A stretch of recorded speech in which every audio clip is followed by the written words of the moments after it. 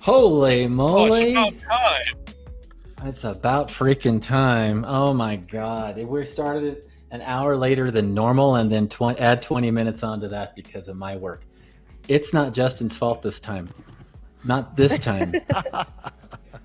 Generally it is, but this time it's all me. It's all my work. Work calls, important things. I couldn't get off without maintaining job security. So sorry about that. Welcome to the Crow's Nest Tuesday. We are trying out this new time at 5 p.m. Will be the normal start time going forward, Central Time. Unless there's a big revolt or something, I think it's going to work better for everybody's schedules, and hopefully I won't be late anymore. But welcome our special return guest. We had massive internet issues last time we had Christine on, but welcome, Christine. How are you doing? Thank you. Good. CVP. I don't know if you go by CVP or not, but that's what I was That's titling what Ron all calls the me. logos. Oh, okay, good. So Ron, that's what I put Ron on gets the tired of saying my name, I think, so he just shortens it. Yeah, well, cool. I don't want to call you a name you don't like. So, and then of course there's my super fantastic, the star of the show, Jason Weeby. Hi, everybody. Yeah. What are you Wow, doing, an Jason? ovation. A sitting ovation.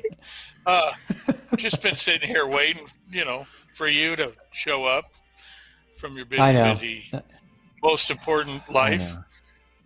Well, So, it's the other thing that helps me do these things, if that makes sense at all. Yeah, well, no, we understand. I'm sure everybody understands that.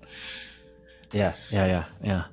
So, what do you guys? So, in the hour or so you were waiting on me to join, probably, right?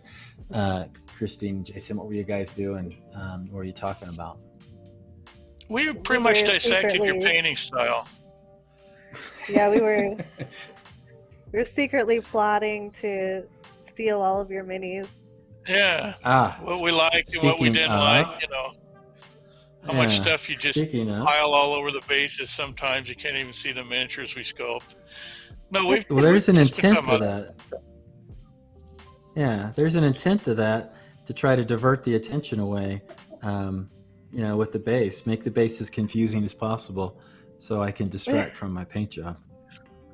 So I'm zooming everything in right now. Yeah, a drunken monkey approach. Yeah. Right. So this is Yog Shagath.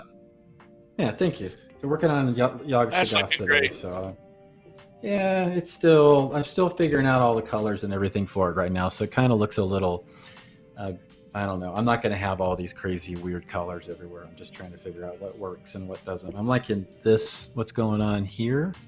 Let me put it there, but I'm not really digging the rest. Hey, here's a question for you. Yeah. You seem to handle those things with impunity. Now, if I did that, a lot of times my paint would just come off on my fingers. How do you manage to do that? I mean, I know it's dry, but you don't manage to paint off there? The key, especially with any miniature and even for bones, I like to prime, and I put on a black primer and then a white primer. And for bones, especially the old bones material, I use my airbrush to put some primer coats on. And then when I base coat a good, nice, even layer. But yeah, no, if you put it on and it dries sufficiently, with my finger, nothing's gonna come up. So it doesn't have anything to do with the fact that you burned all your fingerprints off with acid, right? No, it doesn't. Okay. It doesn't have anything to do with that. Yeah. Someone in chat was suggesting that. Actually, they weren't. Well, sorry, they weren't. Okay. Yeah. This is a primer versus no primer from Jason. The traditional bone, all the old bones, you don't have to prime them, but I'm just in the habit of. I started off with metal miniatures and moved to resin, and I've just used to priming, and I like it that way. And I like to get the zenithal priming of the black primer underneath, and then have some a white highlight, even if it's just with an airbrush or just with a rattle can. I prefer it because it gives me just a head start on where to go and where to be. Now this guy, Man, he has been intimidating and been sitting at my desk for quite a while. I've just been trying to figure out what to do color wise and figuring everything out. It's taking a long time for me to get my flows. I've been struggling even with it today on various calls and whatnot, trying to paint and figure out what colors I want to go for. But it's still a work in definite super beginning stages. Not even, I wouldn't even consider it a work in progress yet. It's not even started to the most part. And there's four tentacles, hey, that's going to go on the back too. So that's me. Did I ramble enough to kind of fake like I answered that question? That was pretty good. I didn't intend for it to last anywhere near that long. We do have a guest here. Okay. I'd much rather hear Proctor talk about palettes. We've already paid her fee. Wash? Yes, I know, right? And sent the M&Ms and all the good stuff. There's M&Ms incoming? Yeah, they weren't there by now? Justin was supposed to have them hand delivered. Yeah. Justin, you didn't get that? that stuff. Yeah, I know. Yeah. So, and I don't know if you heard Miko barking a second ago. She's going crazy somewhere in the house. She might make an appearance, I'm not sure. That dog is the cutest, most photogenic thing I've ever seen. She's awesome. She's every night we put her in the crate to go to sleep, and when we wake up in the morning, she gets bigger. She just keeps growing and growing. So what have you been up to, Christine? What new special projects, what new special plans? You always have new plans for conquering the world. What do you got rolling? Well, I tend to have a few irons in the fire at one time. I've been doing some things for Reaper and some things for Dark Sword. And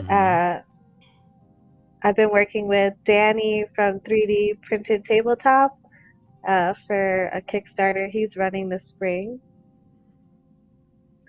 And most exciting is I started to put some of my personal work up on online store for home printing.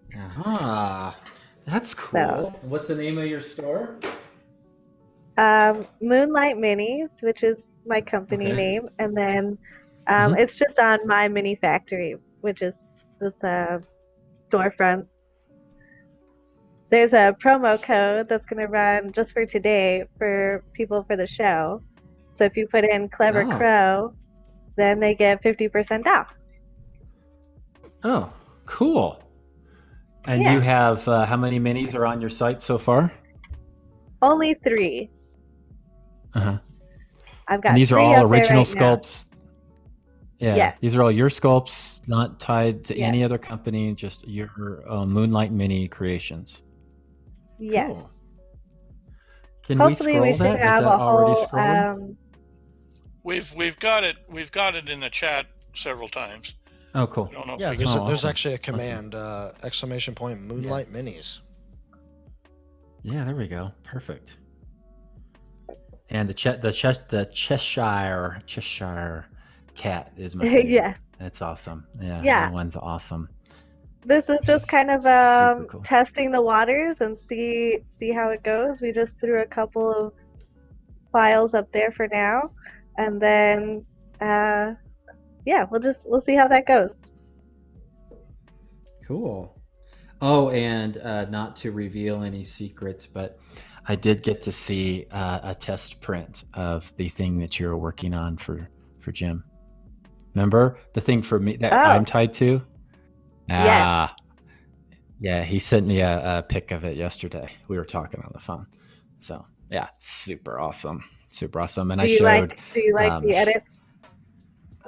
I didn't get. All I saw was the one he had in his hand and he took a picture.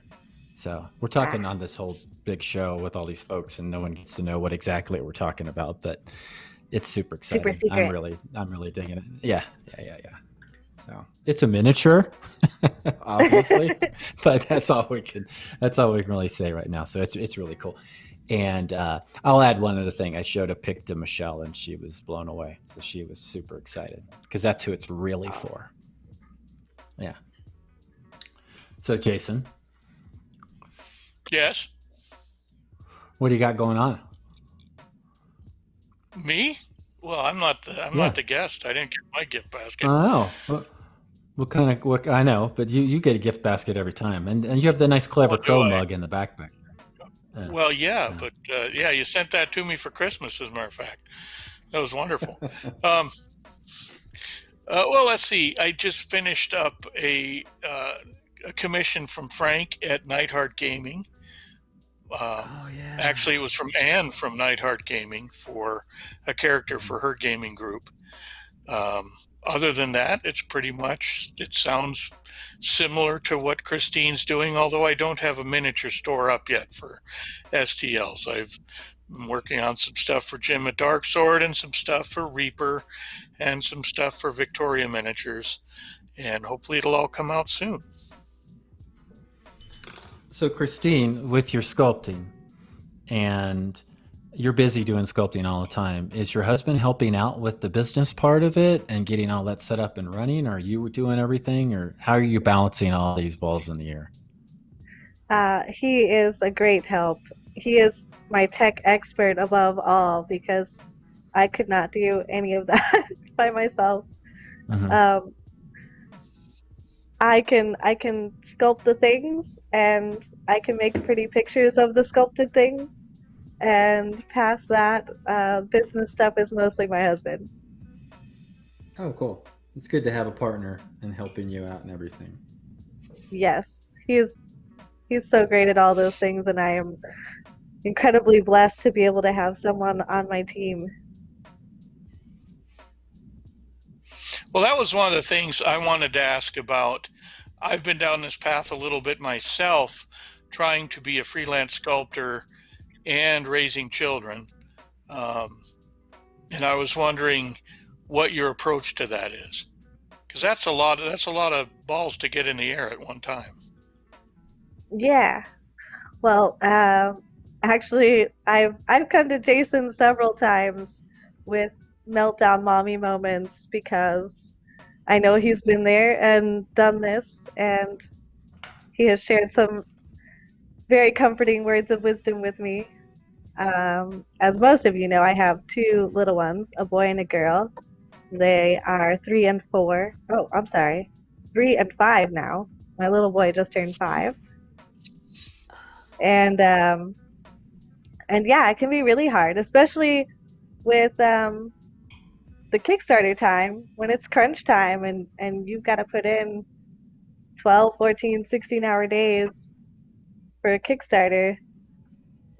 Everyone else picks up the slack, and it's hard to not feel like you're letting them down a little bit, right?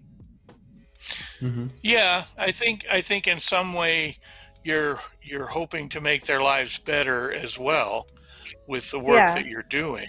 So that is a balance you have to do. I mean, it's a balance all working people have to get to, I think. But I do know. I mean, there were times I had to drop everything in and go up to the school, with a fresh pair of clothes because someone fell in the mud. Those kind of things, they just come at you, and you have to deal with them, and you have to be happy about them ultimately. So it's my definitely favorite, a balance. Go ahead.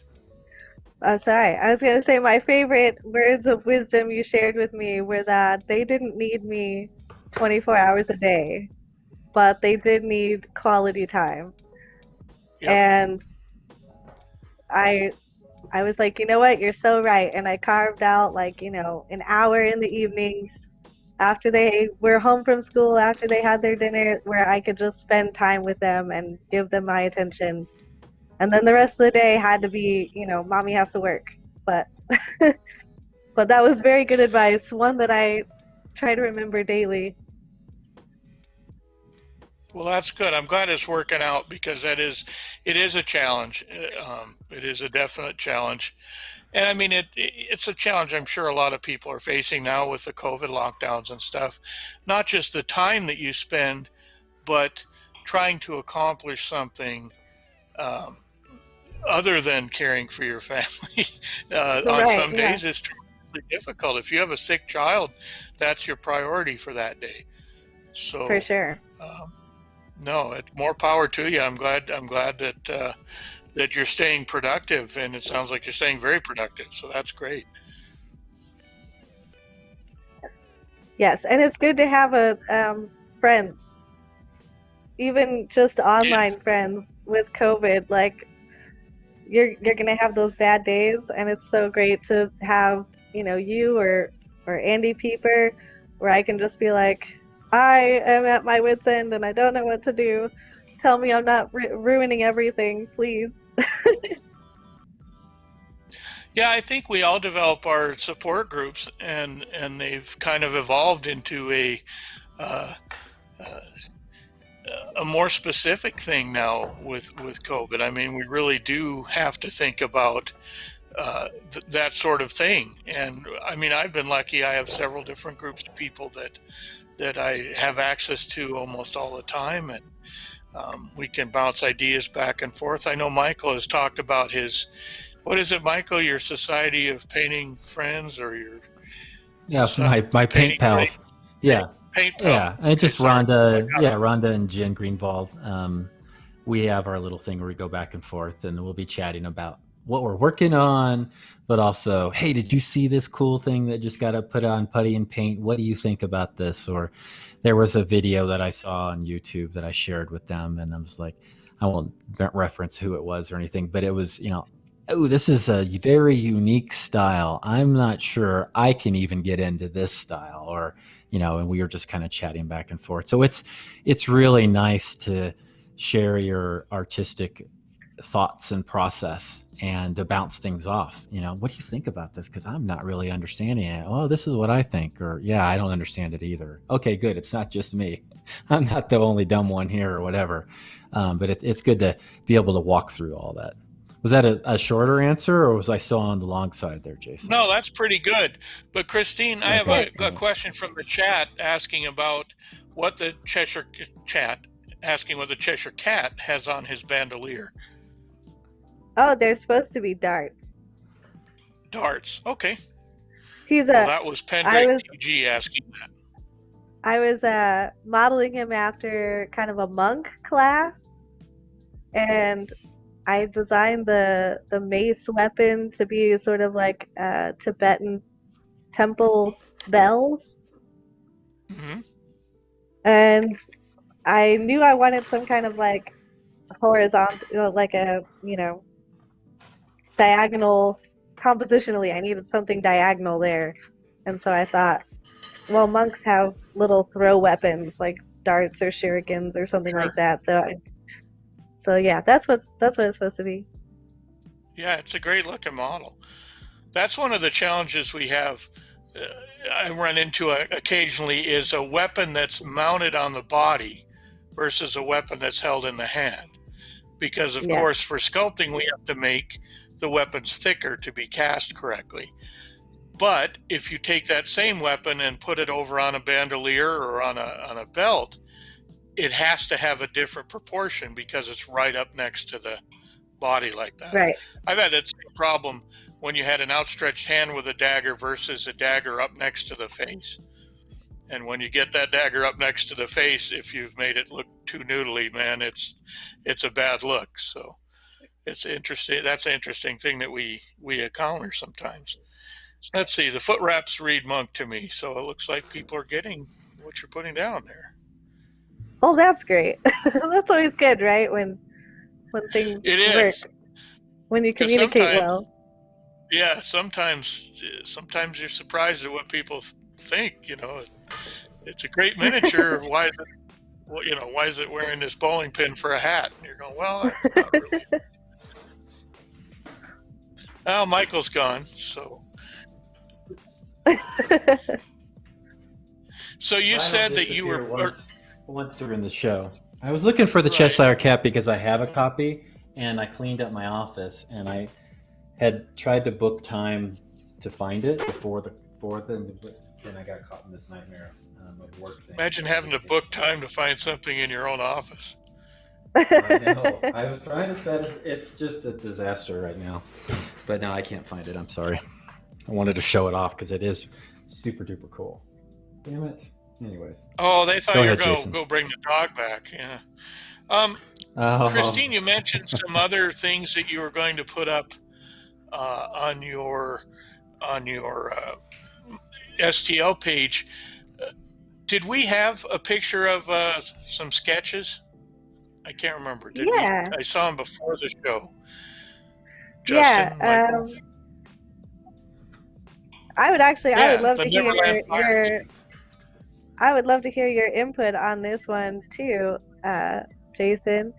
That I found that when I start designing things in sets like this, I tend to get a lot more variety in my shape language and my like overall silhouettes and proportions that I think are really interesting. And do you do stuff like that? Do you design things in multiples and think about how to vary those shapes up? Yes, yeah, definitely. Definitely, there's assignments where you have to do that. I mean, it's pretty much required. If you took if you took the Neverland Pirates and another set of similar pirates that were going to be their antagonists, you'd have to come up with a similar yet different language to use for both of them, because you would want one to read like they were part of this gang and one to read like they were part of that gang. But Right. Your characterizations, I think, from the time I first started looking at your sketches, to me, really stood out. And one of the things that has made me very happy over the last few years is watching you bring that vision into sculpting. And I think you do a tremendous job of interpreting your own sketches. And I know that sounds a little silly, but it's really not, because the sketches are very stylistic, and it's great that you're capturing that in your sculpting as well. Thank you. That's a very great compliment. Yeah, totally. I think a lot of that comes from, as artists, we just intake what other people are doing, and that has such a big influence on what we're doing, right? Sure. And when I first started going digital, of course I was trying to copy all of you guys. I mean, I'm like the biggest Reaper fangirl. So I was trying to copy all of you guys, but they were coming out with things like Disney Infinity, and my stepson played that Skylanders game, and I just started paying attention to all of these miniatures, all of these sculptures that I was finding in stores now. And I think a lot of that sort of plays into your visual library, things that you draw from subconsciously, right? Yeah. And when you were talking about hey, you have a really nice style. I'm sorry, go ahead. I was just going to compliment her style and go ahead. She's got her own very unique style that she's maintained even from her traditional in through her digital. I can see that now that I know and have seen so many of her pieces. I know a Christine piece when I see it. And it's just really nice. And it's got a nice language to it. It speaks well, and it translates well. And there are so many different avenues for miniatures. It's not just GW Space Marines, right? There's so many different avenues for miniatures now. And that you can keep pushing things your way is great, and yet still fit into where Reaper wants to use you and Darksword wants to use you. I think it's fantastic. I mean, to watch from our first show where we talked about how we all met you at that ReaperCon at the Gun and Knife show that one time, right? And you were going around and asking us questions, and it's just amazing. I mean, you're a superstar now in everything that you do. You just turn out some of the coolest, funnest miniatures, and they're your own. They're not a Weeby. They're not a Jackson. They're not a Bob and Julie. They're yours. They're really cool. Okay, Jason, you can go back to talking again.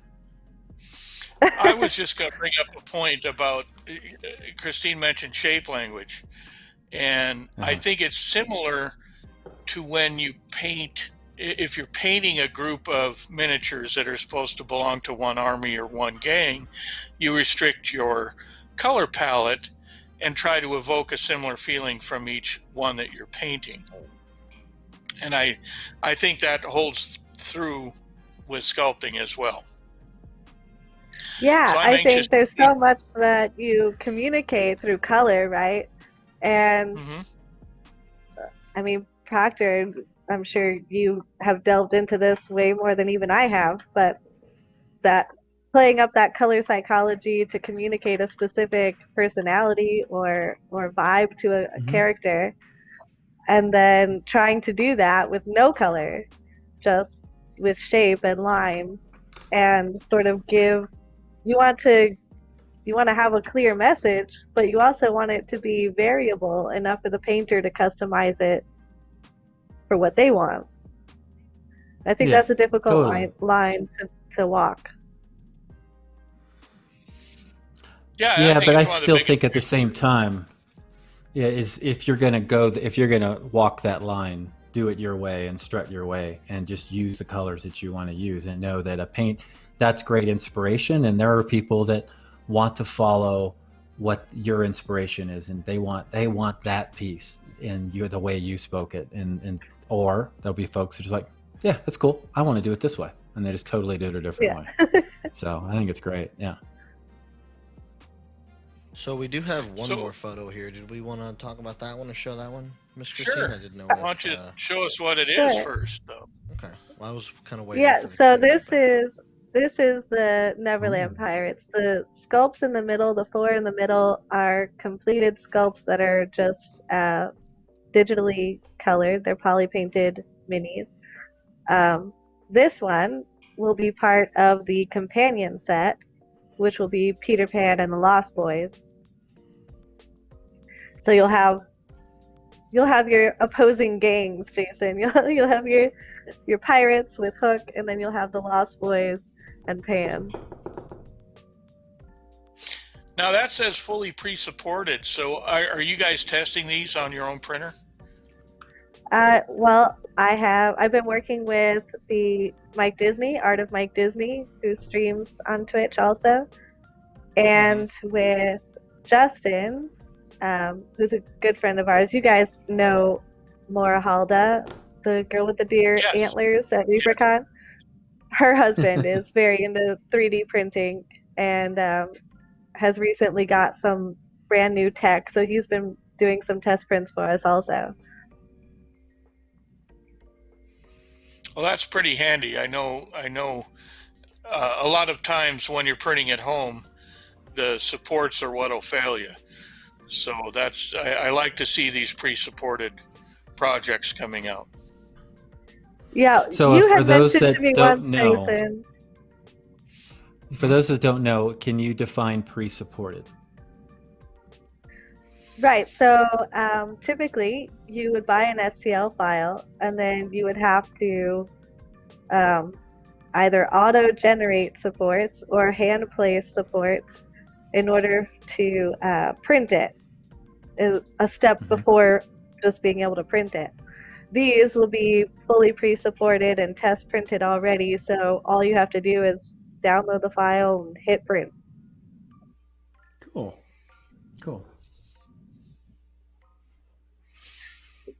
Jason, you had told me once that one of the things that you brought to the table that a lot of other digital sculptors didn't was that you had been working with Reaper for so long and other companies that you know how to make a watertight sculpt. You know how to make something that's going to work. And other sculptors may make something that looks cool on the screen, but it may not work when you go to print it. Right. And I thought that was really important, and I thought this was a way that I could show that I know what I'm doing. This does work. You don't have to stress about wasting your money on something that doesn't print. Right. Or wasting your time trying to juggle supports. I think the printing technology is something that there's a lot of hobbyist tinkerers that really like to get into the supporting of the model and figuring out how to print it. But I think as more people get printers, they want them to be more plug and play, And so the Yeah. files that you're selling, they'll want those to be plug and play as well. Because there's a lot of people that don't really want to screw around with the technological part of it as much. They want to print their miniature and they want it to work. So that, I think it's great that you're doing that. I wish Michael had found that copy of the Cheshire Cat. You want me to go look again? Some people didn't like me on. They said they could do the show without me. I can go find Okay.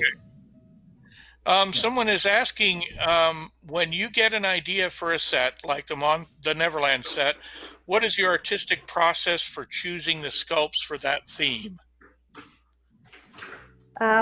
Okay, well, I try to decide on a number, right? And I found 3 to 5 to be a good number for a set. Should always be an odd number. Sounds like he's having some trouble in there. He's fine. He'll find something.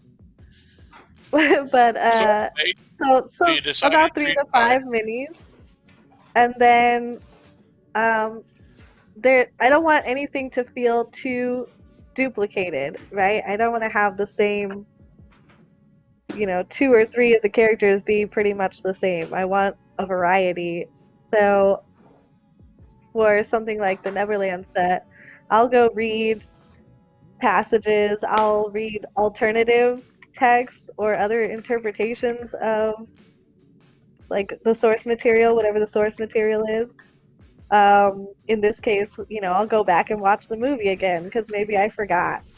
And there'll be something that catches my eye, like, oh, I like that this guy is kind of like, missing a leg or he's really weak physically, so he needs to make up for that with like a big sword or something.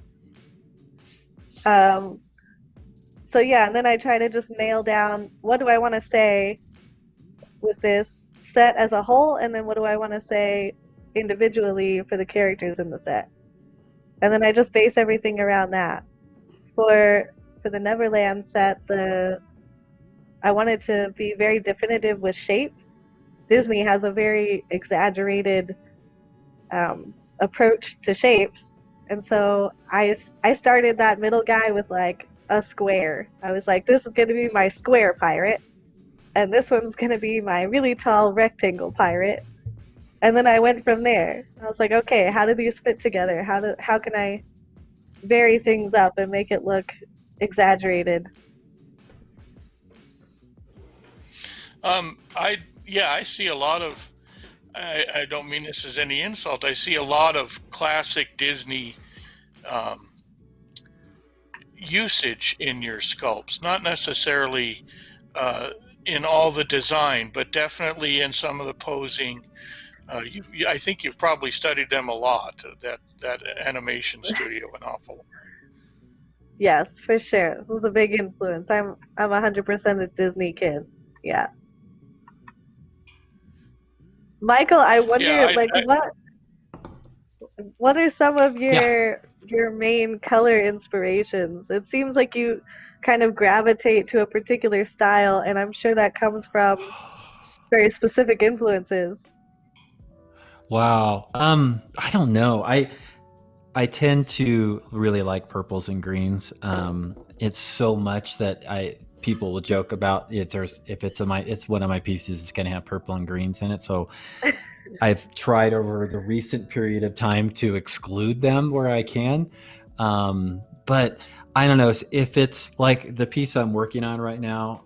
Ron hasn't given me a ton of art direction. There was a couple photos that we pulled up as kind of inspiration photos for it, but he'll want it to be dark. He'll want the vibe to be dark. But the trick is, how do you want to make something dark, but you also want to retain the contrast.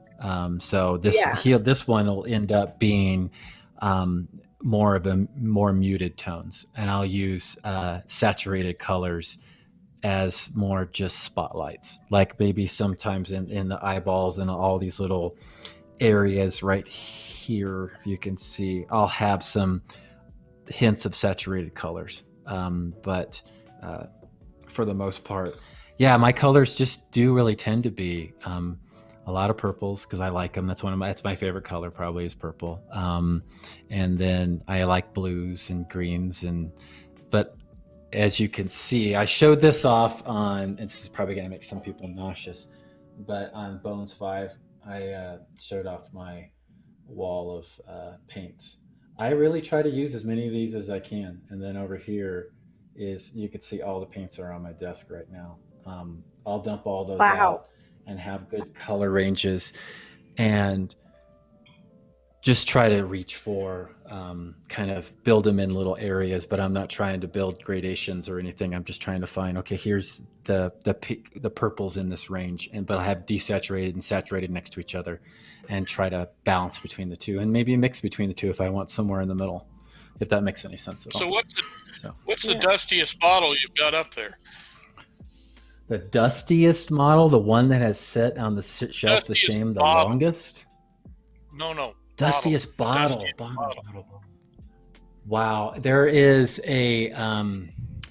there's some old, when I started airbrushing, I bought a bunch of Vallejo airbrush paints because I was so afraid to mix the Reaper paints, to cut them down. It's super easy to do, but I didn't want that to be the problem. So I bought a bunch of, way too many. I bought way too many of the, and they're really good paints, but, so the whole top row up here, I keep looking and you can't see it, way far right, is a whole 3 rows of Vallejo airbrush paints that I use, but not a ton.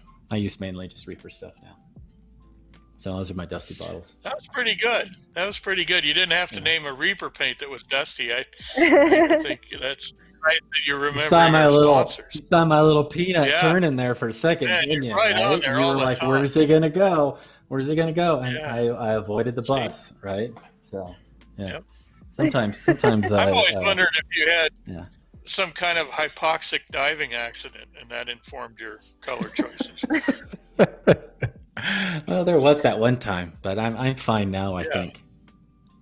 All right. I'll admit it. I was one of the ones who teased you about it, but I think that, I think it's good. I think it makes such a signature style when, when I look at a piece like the mushroom, the fungal handmaiden that you painted for me, which still sits on my shelf of honor, but that one, it says Michael Proctor. It's like every time I look at it, I'm like, that's Michael Proctor, and I love it. Right. Thank you. Yeah, I mean, with anybody, if you get into painting enough and you start finding what you like, and you're going to have a style, and the people that know you are going to be able to spot your miniature. The trick is, can you adjust your style enough sometimes where they get confused that it's not yours?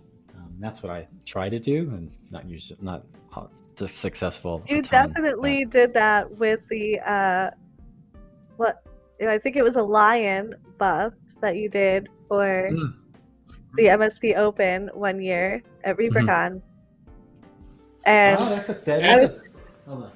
was so blown away. I was like, I didn't know that was you.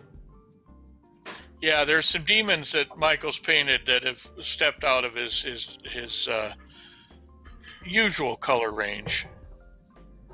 So this was a simple lion bust without the mane that I wanted, and I did it for ReaperCon, but did it for the Open and sculpted in all the fur. So I sculpted all that in. And Jason, love that piece. He was my one of my sensei in this process. I kept going to him saying, how does this look? And he was like, it looks like shit. Keep doing it again. Tear it apart. Try it again. But yeah, we found some reference photos of Barbary lions and tried to tie it into it. But yeah, thanks. But this doesn't. It does have green. There's greens, and there's purples right next to the greens in the wood. So I think Rhonda's right. Rhonda's right. It's hard to do any mini without purple entirely, right? Because your shadows are going to be either purple or blue. Well, purple is great because purple is so versatile. It can go cold or warm so quickly, and you can have a red in it, or you can have a blue in it. And purple is just, like you said, such a fantastic shading color for. You pick the color, and it'll help shade it. It's great. It's great for skin. It's great for reds. It's great for blues. Great for greens. You can good contrast into greens. You can pop up green a little bit more by putting it next to it. So yeah, purple is great. And one day, my God, I'm all over the place today. One day, Procter Purple will actually be a real color out. It's in the Kickstarter. That Carnival Purple is this color. So if you picked it up in the Kickstarter, that's what this color is.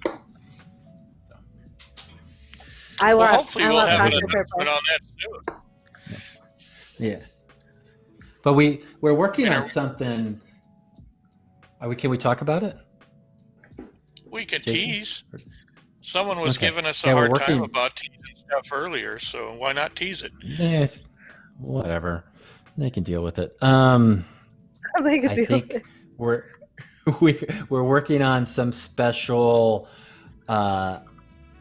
Clever Crow related items for RVE. Hopefully they'll be ready by then, and one of those will involve with something to do with paints. Does that work? Is that a good enough tease, you think? Yeah. Yeah, that's a good enough tease. We've got a schedule of things that we're going to be rolling out for Clever Crow.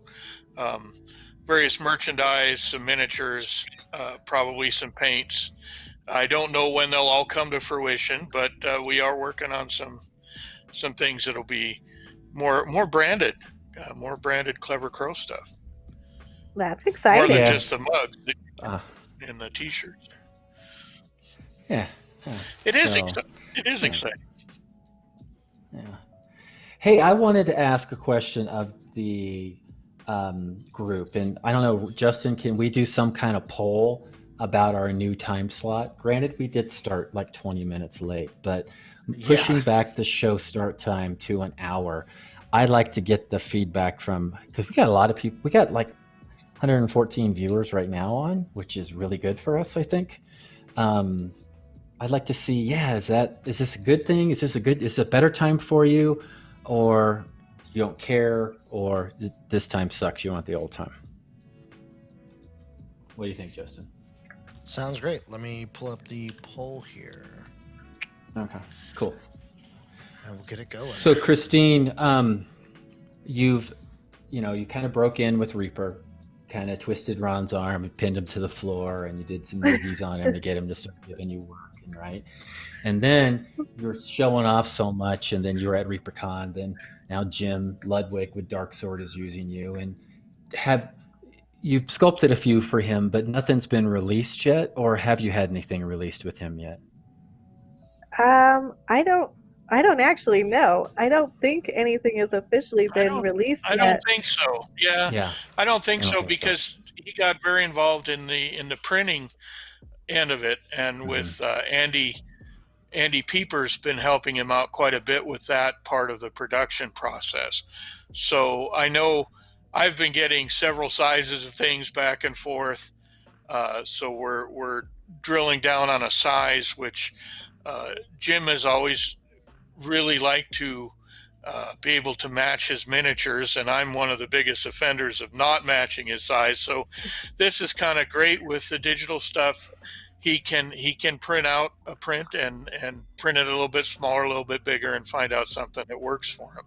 So I think I talked to him last week, and I think you'll see a wave start to come out, and I assume that's where a lot of Christine's pieces are going to be.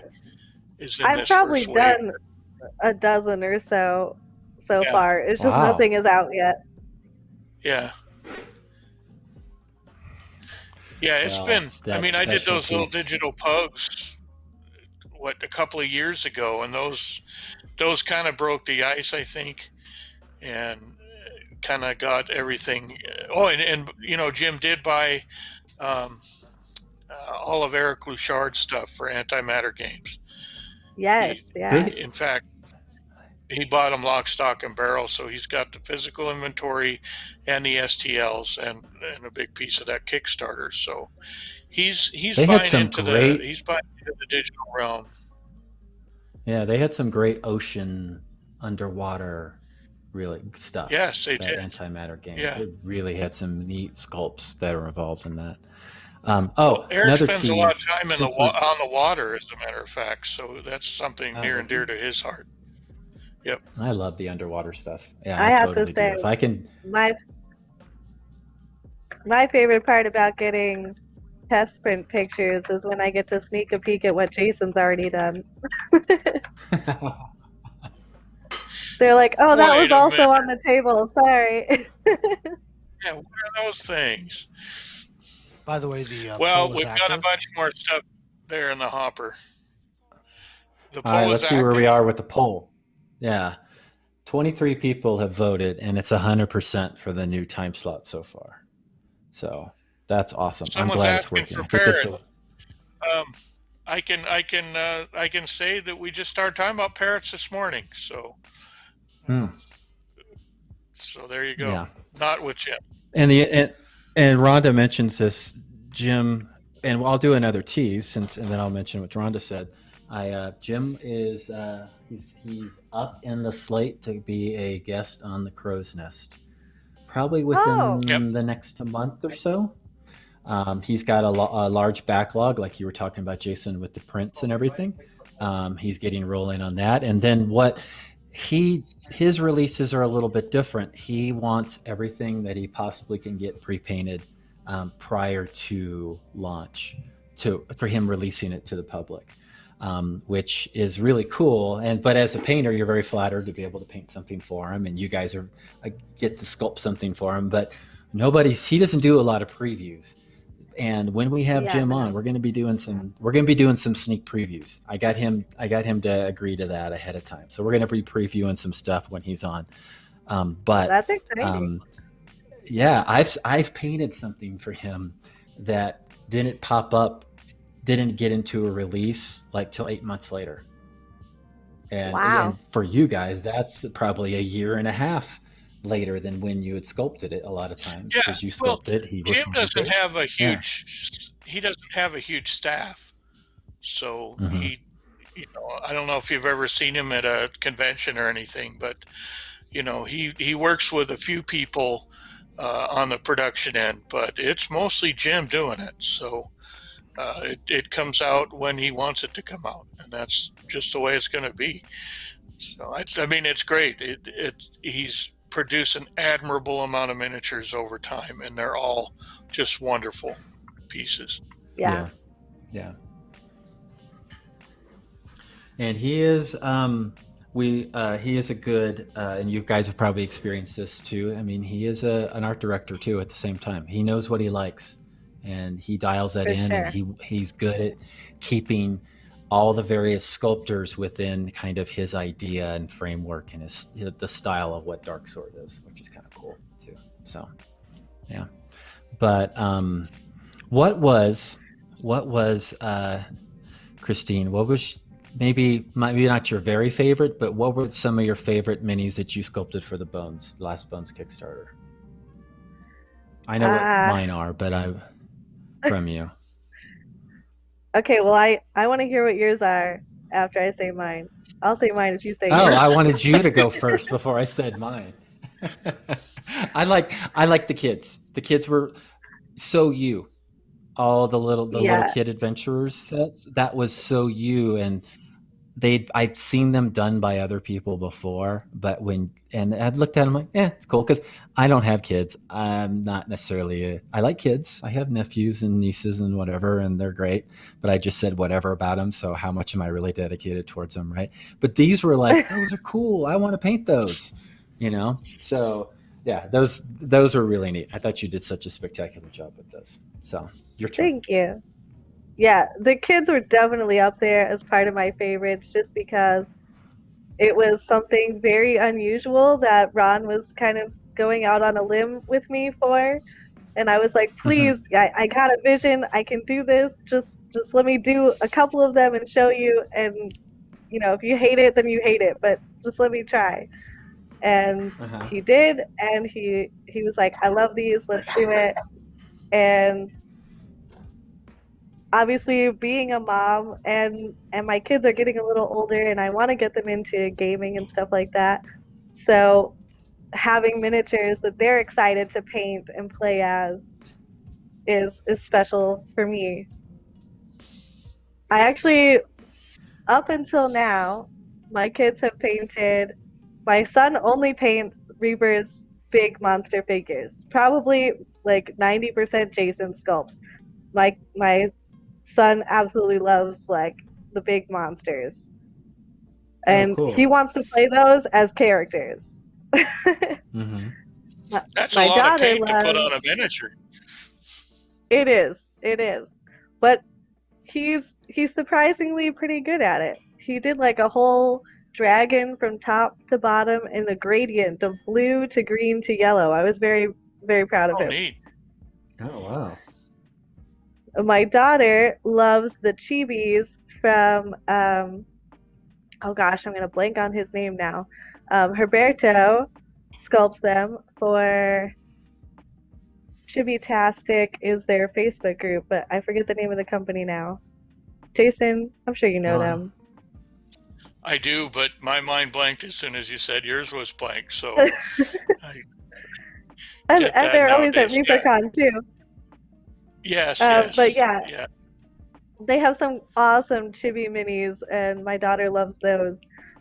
So I think I was very heavily influenced by like Jason's monsters and uh, the chibis that Herberto does, and I was like, I want to make like kid figures that are cool and fantasy and hardcore, but also like cutesy and easy to paint.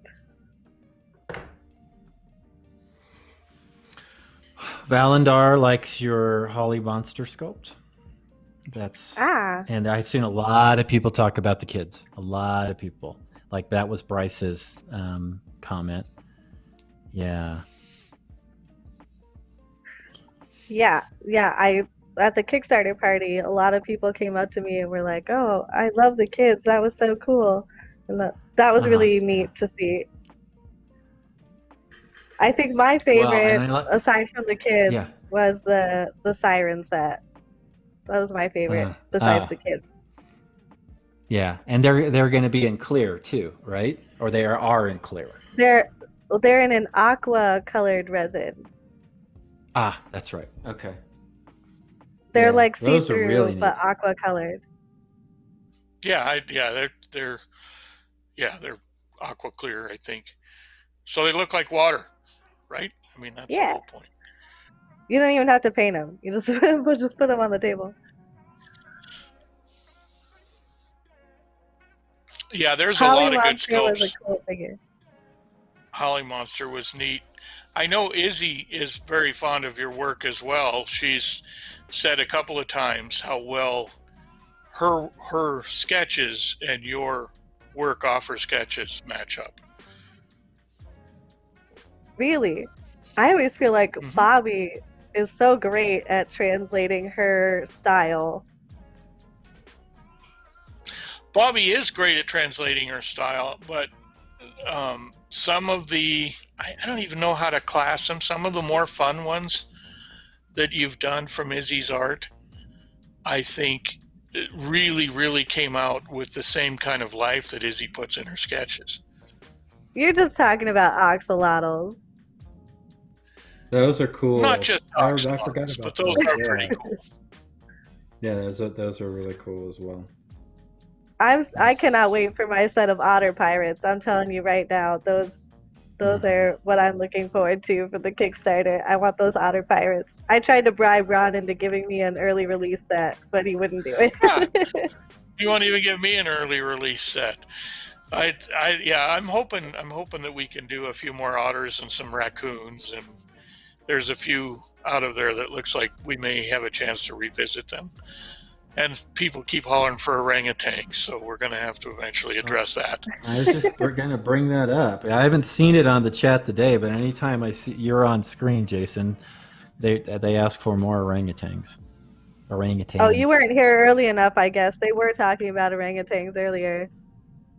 Oh, yeah.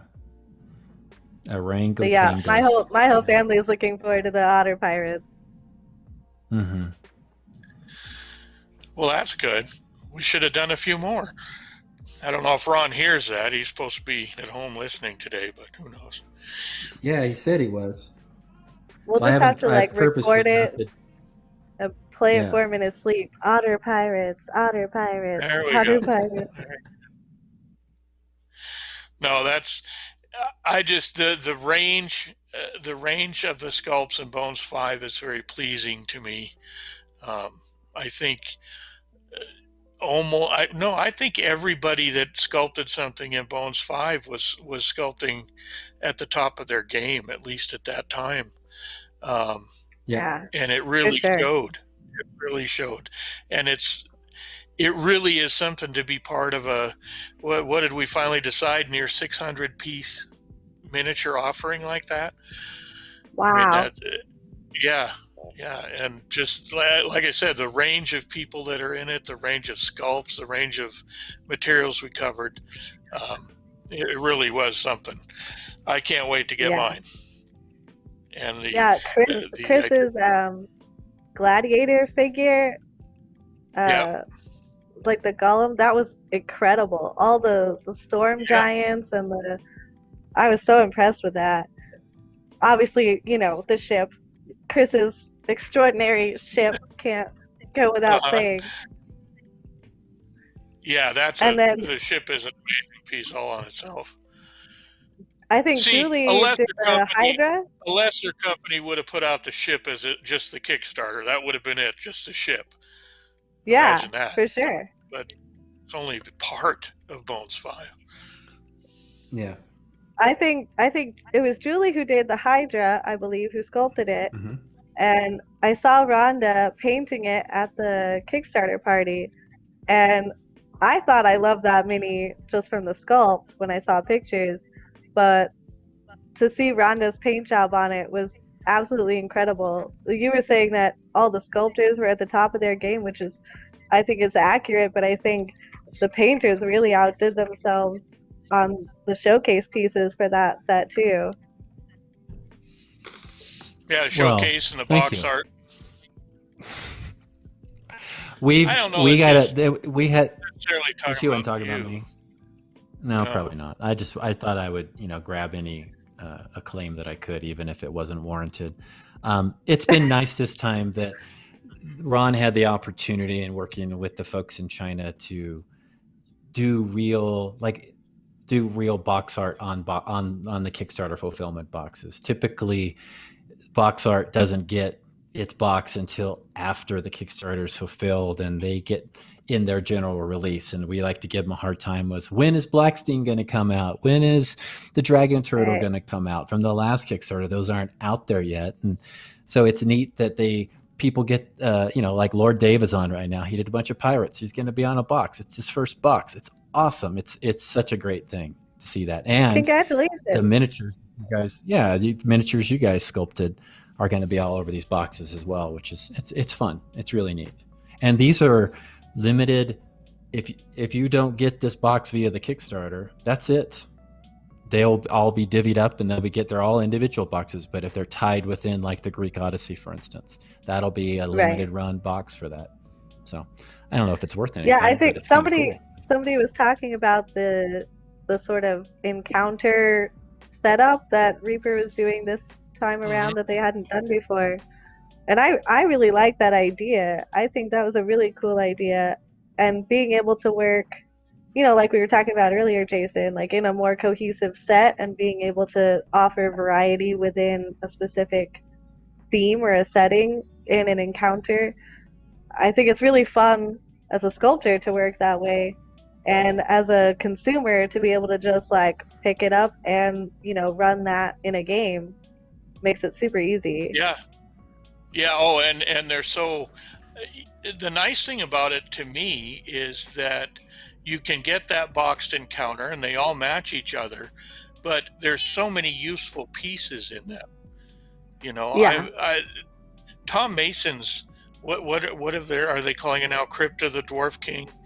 I can't remember. The dwarf encounter. Yeah. I mean, every one of those dwarves is fantastic. The terrain is fantastic. It's a nice set. And, you know, a lot of people say a lot of things about plastic miniatures, but one of the things it has enabled us to do is to do some of these bigger sets and provide some terrain. I mean, we've all wanted to do it for years, but it's been prohibitive to do it in metal or resin. So I really think Bob has shined on that topic in particular. Some of his terrain pieces are so modular and just yes, like oh yeah, well thought out and well rendered. I'm always impressed with the terrain Bob is doing. yeah, yeah. He does amazing work. That's for sure. And again, he's the larger format. I think the ability to create larger pieces inexpensively, I think, has really, really changed how we do things. Yeah. It definitely. I mean, Bob is a tremendous sculptor on every level, but Right. with you're right about his terrain. Now we get to see more and more terrain, which I think is incredible. I can Yeah, I certainly use it think in my game.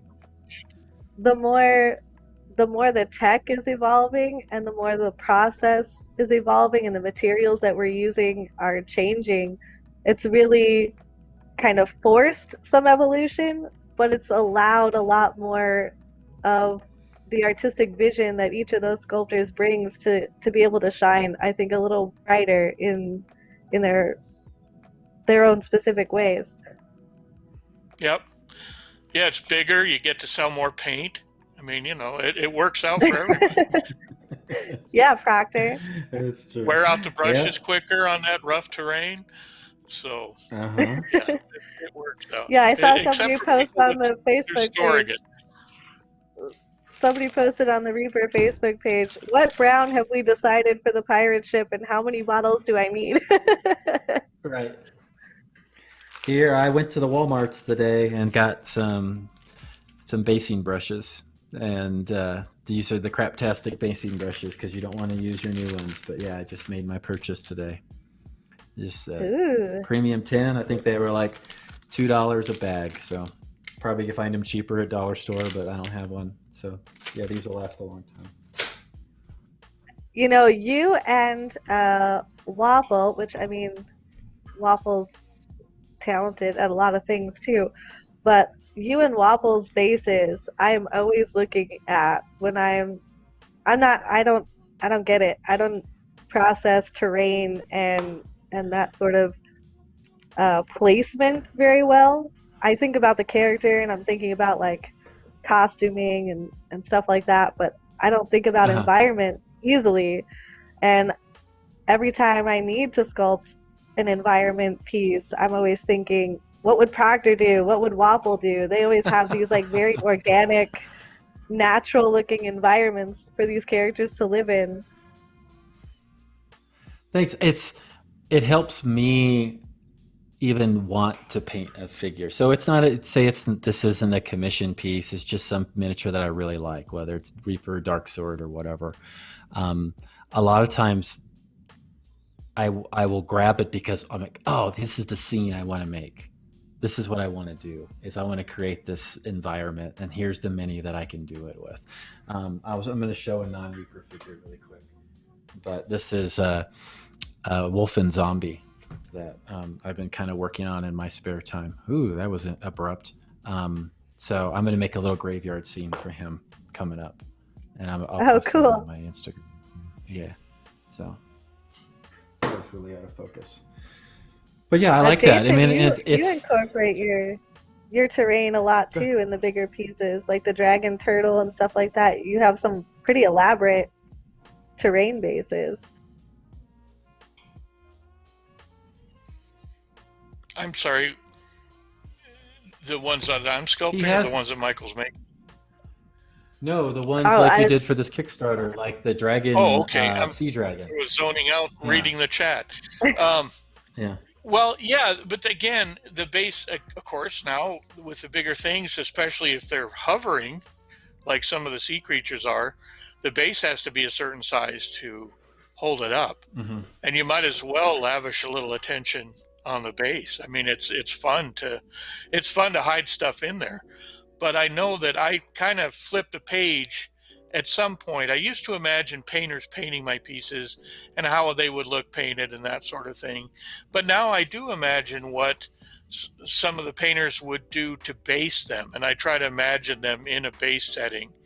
And so when a base opportunity comes up, then I think I approach it the same way.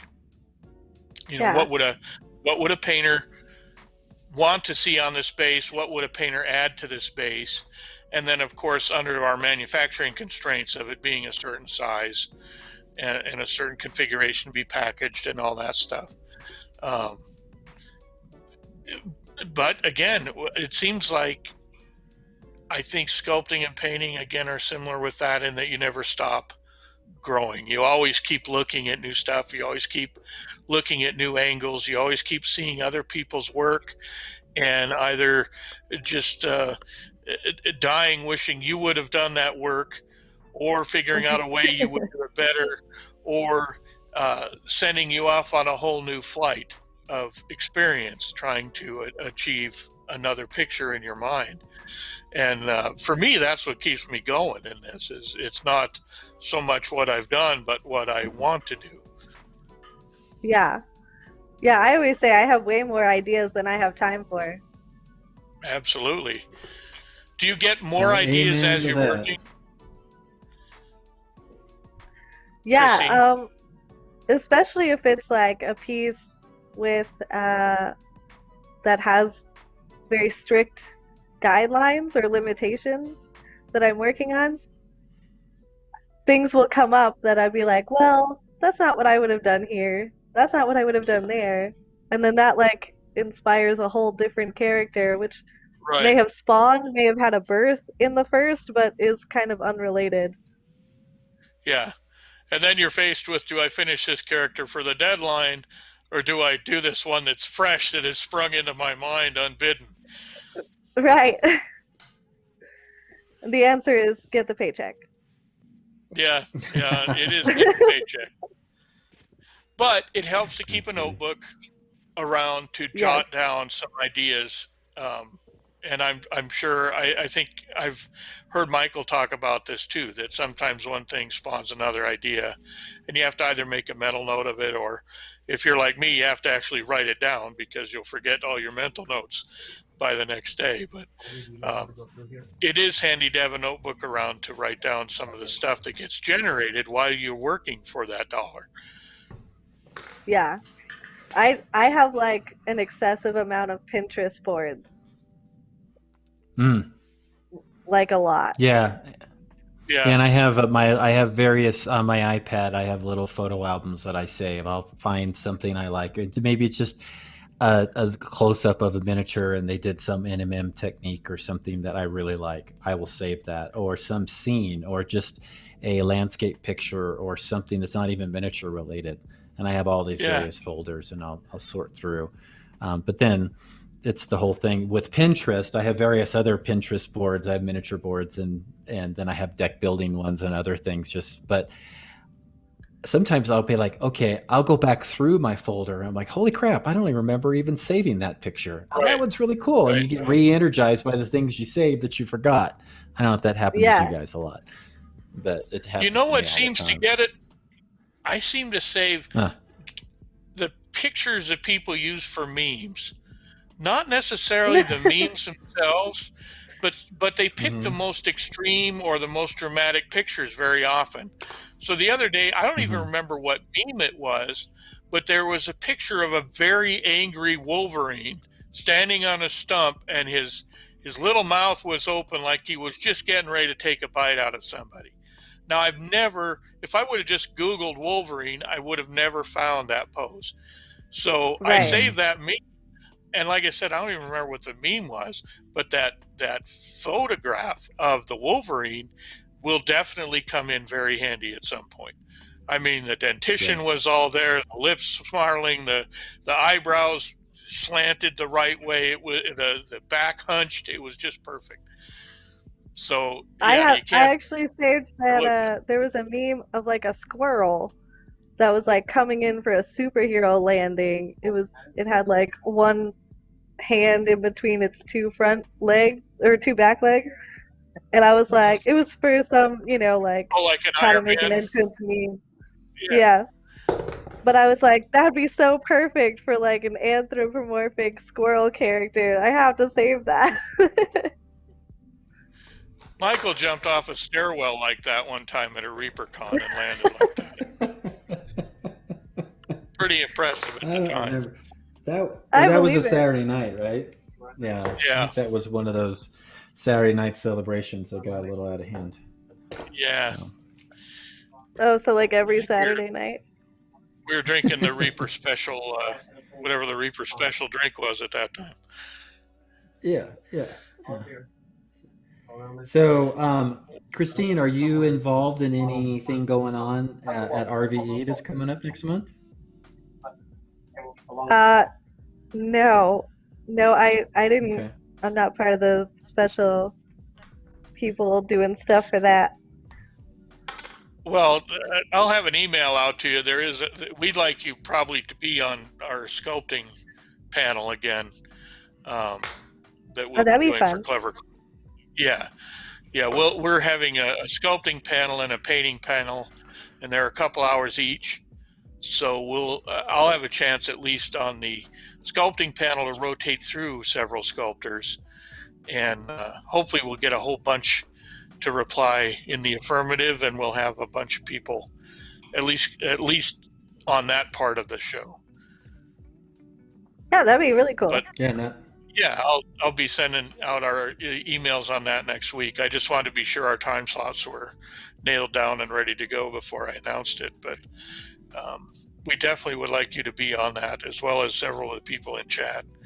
So here's your warning, people in chat. Yeah, I think Ron was like, Christy doesn't do tech stuff.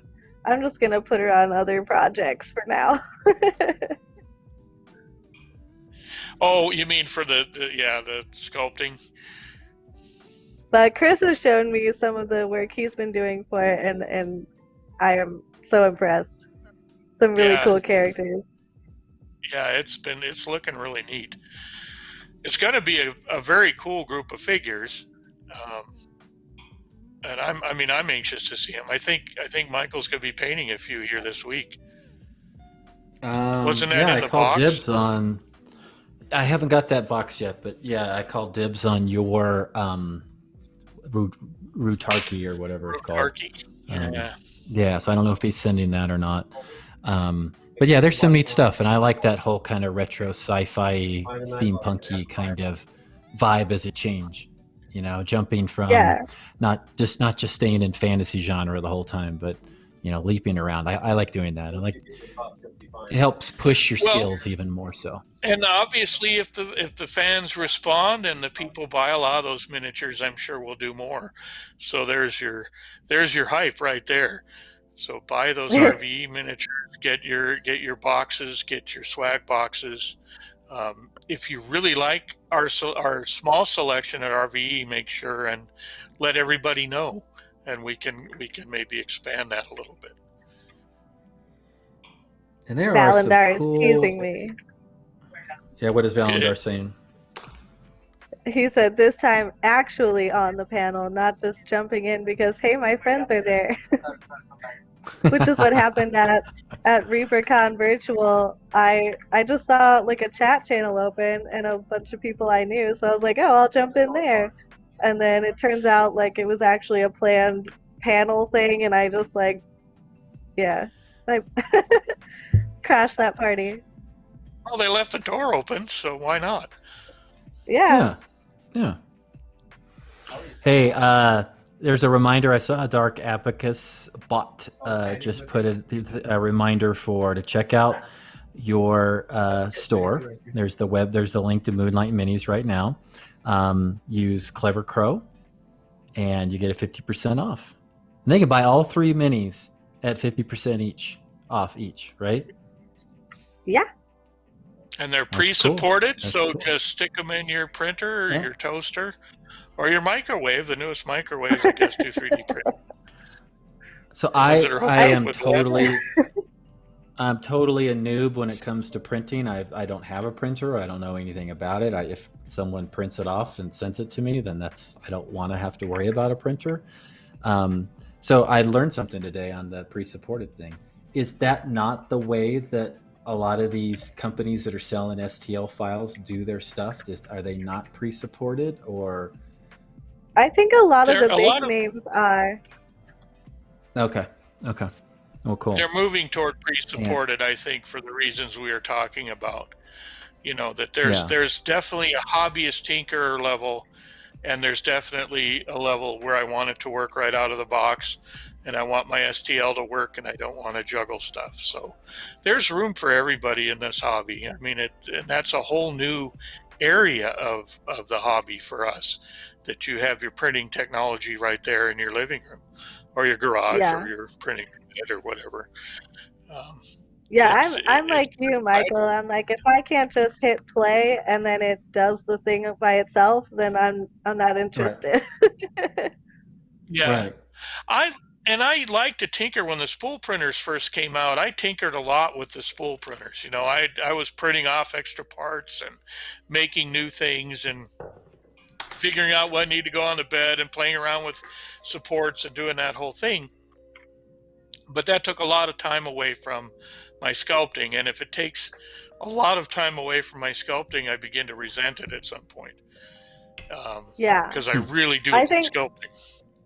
I think you're right. There's a big part of the hobby that miniatures are kind of like the side component to their main hobby, which is 3D printing. And they get really into, the types of resins and the types of printers and supports and all that. We are offering the minis on our store come as both just the plain STL that you can support yourself if that's your thing, or supported if you don't want to bother with it. So try to offer everything for everybody. You can't make everybody happy, but you try, right? No, that makes a lot of sense. Well, good luck with that. I hope it works out. Yeah. Yeah, this is just a little dip our toe in the water. We'll put some minis up there and see how it goes. No, and let us know how this whole promotion, it kicks your business up a little bit, if it does. What kind of volume did Clever Crow drive to you? So I think that's kind of neat. I'm happy to be part of it. Not that Jason and I have anything involved in it. It's just kind of neat that this was all your idea, and I think it's awesome. I want to try to support that, so I think it'd be great. So please, everybody, go out and buy the 3 miniatures at 50% off. Do it right now. Yeah, use your Clever Crow discount, see, and then they'll be able to track how many came from Clever Crow. We used to do that in our retail store all the time. How long is this good for? It's only for today. The code is only good for today. Okay, cool. So eventually, the lucky people watching. Like what time today? I think it stops at midnight. Am I right? Okay. I think it stops at midnight. Eventually, if it gets now Max Styles. Max Styles. You'd see how much he wants. He's saying, or how much business you lose from me. That's not right. That's not right at all. I don't know. Well, there's no way we'll be able to tell negatively. I mean, unless the sales just tank after Christine shows up on the show, we'll have to figure out what we did wrong then. I know. That would be terrible. Max I don't think that's going to happen. Nobody gave Max the keys to the bus. I don't know about that. No. Anyways. Yeah, I don't think the people that are riding the bus should be driving the bus.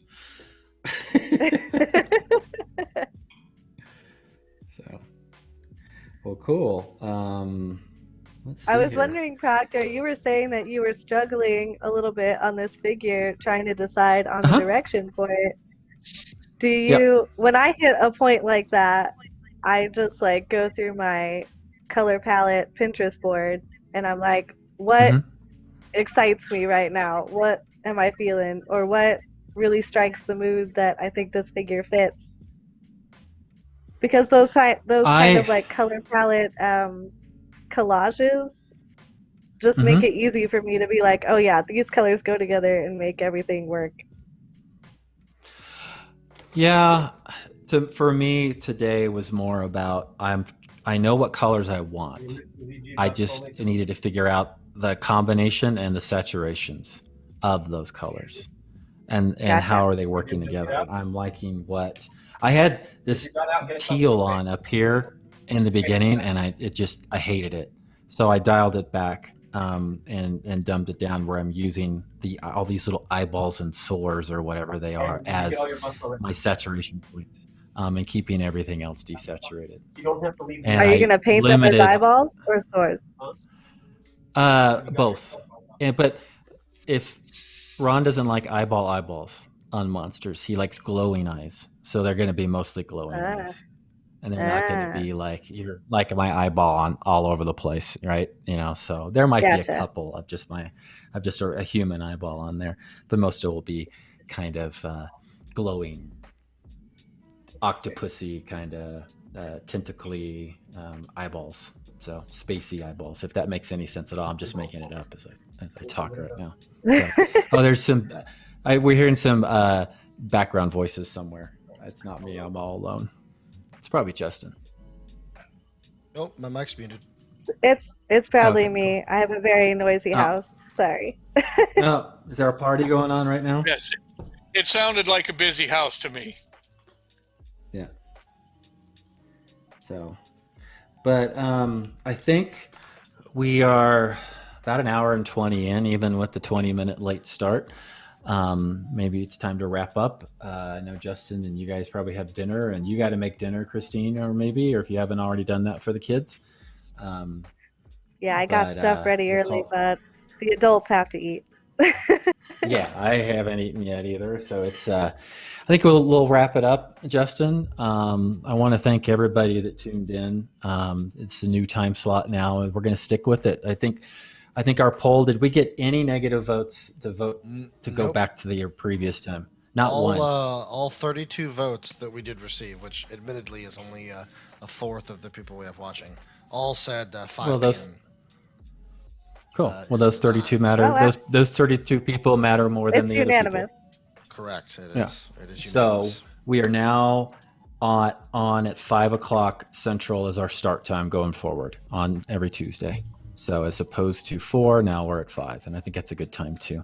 It corresponds with that other show, right? No. I think our numbers reflect it too. Actually, we've had higher numbers today, even with starting really late for no real reason. Yeah.